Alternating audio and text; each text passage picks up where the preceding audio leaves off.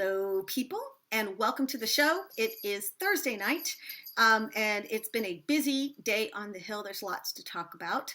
But before I get to what happened on the Hill, I'd like to start out with what happened in Syria today. You may have seen the headlines that indicated that the Biden administration Department of Defense operation actually struck at a high value target in Syria. It was I don't know. I don't even know if you can call it an Iranian outpost. This was an outpost of militia that they believe to be backed by Iran, which is something that is very common in our what do we call that? Low frequency conflict with Iran. Iran does not necessarily put its troops on the ground when it engages. What it often does is feed money and funnel resources to small bands of, or even larger bands of unregulated, hard to track.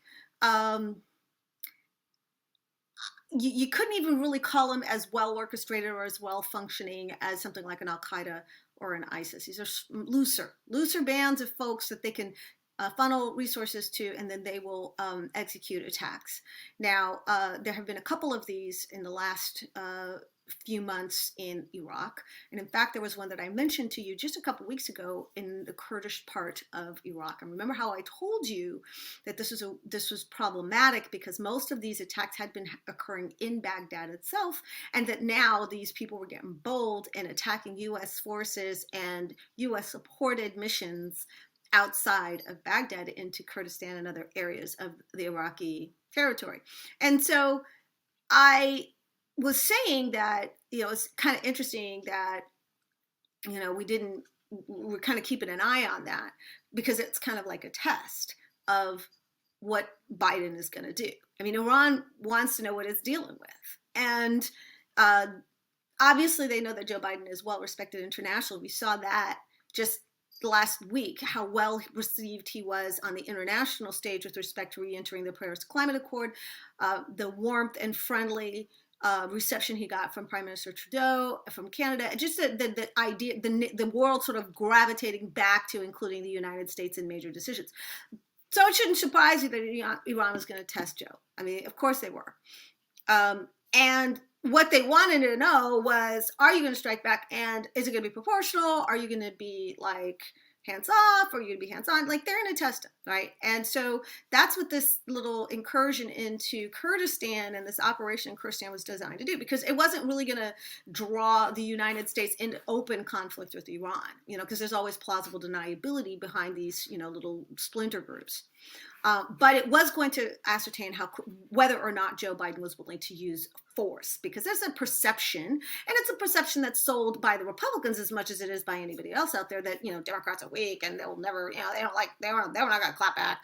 And so I think this group got a rude awakening. We dropped 7 JDAMs, which are very substantial bombs. But I mean, not only did it appear to get this group, but it also cut off their means of ingress and egress to where they were hanging out. And, it basically, from what I understand, it was a successful operation to terminate this particular threat.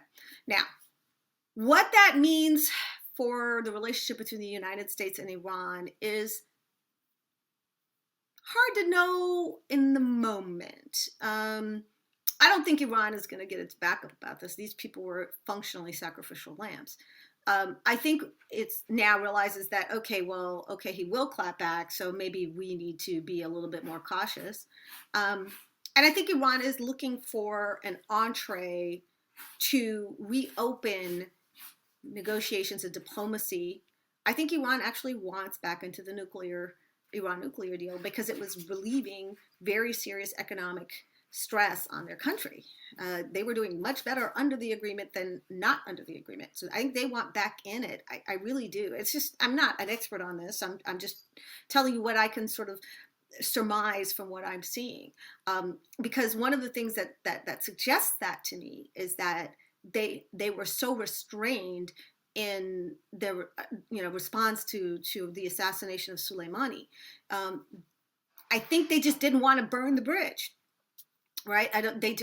They realized that doing something too spectacular in response would obviously draw the United States into deeper conflict. They certainly didn't want to invite the United States into full armed conflict, because that's, of course, what Trump wanted, and they couldn't afford it. And also, I think they realized that if they had done that, it would probably scuttle any opportunity to reinvigorate diplomatic relationship with the new administration. So I think they just they couldn't do nothing, but they were very restrained in what they chose to do. And they also chose that all the risks be absorbed by this little group. And, so that happened. I do think that there's still, even though Joe did this, I do still think that there is going to be, I mean, this is me speculating. I'm not saying I know. I'm speculating that there will be actually some kind of overture made by some intermediary. I would not be surprised if it was an intermediary like France or Germany or even someplace like Australia, to try and massage some kind of conversation, initial parlay of some kind, to bring the United States and Iran into a general, I'm not even gonna say room, because everything is being done by Zoom, but just some general space where they can start talking about, is there a way to tamp down tensions, to de-escalate, and to bring the parties back to some kind of discussion about diplomatic resolution. I think that's going to happen. I could be totally wrong. Watch this space. I will keep you updated about it. But I think it's important to understand that Joe had to do something. He couldn't do nothing.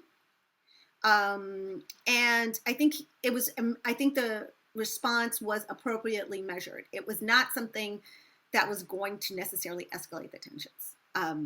Again, because this is a group that is not, in your face Iranian military forces. Like if Joe had struck at another Iranian general, totally different story, right? These are not Iranian generals. It's one of those things where I think this is going to be, Joe has showed that he's going to be strong, but he's not going to overreact and escalate. I don't think this would be viewed as necessarily an escalation of those tensions. It's sort of like I said, a clapback, but not one that I foresee drawing the United States into extended armed conflict. So I know this may not be top of the news for you, but I think we spend a little bit too much time in our news cycle navel gazing about our internal issues. And it's not that it's not important, of course it is, but other things are happening, and we got to stay very, very vigilant about this other stuff. I mean, as much as we know that the greatest threat to the United States is white supremacist terrorists, we can't ignore that there are still other threats to the United States out there. So let's just remember that. And let's also remember that the whole world right now is looking to see what is America 2.0 or post-Trump. They're looking to see, is America going to be a leader in resolving international conflict? Is it just going to kind of hang on the sideline while it tries to get its house in order? Like, what can they expect? And so it's not unusual that a new president's going to get tested. This is very, very common in international, long-standing international conflicts. I would not be surprised if Kim Jong-un did something to test Joe Biden too, because they want to know what they're dealing with. And even though they have some familiarity with Joe Biden, that doesn't necessarily mean they know what he would be as president. Their interactions with Biden were as vice president, with Barack Obama making all the major decisions, obviously with Joe Biden's input. But, from an outside looking in, it's hard to know who's really, that Joe was really driving the conversation. And so now they know he's the president. This is what we're dealing with.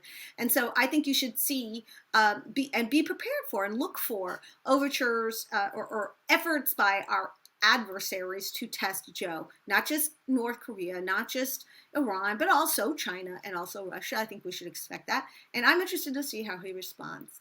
I think Joe has zero interest whatsoever in entering yet another big extended armed conflict. And I think he's trying to de-escalate, but he's not going to be a patsy or let anybody roll over either. So I think that's what we learned from today. And I wanted to share that with you. If you like what you just heard, you can find out so much more and hear so much more on my Patreon channel, patreon.com/Pam Keith That's where you hear the rest of this discussion, and there's lots more to share.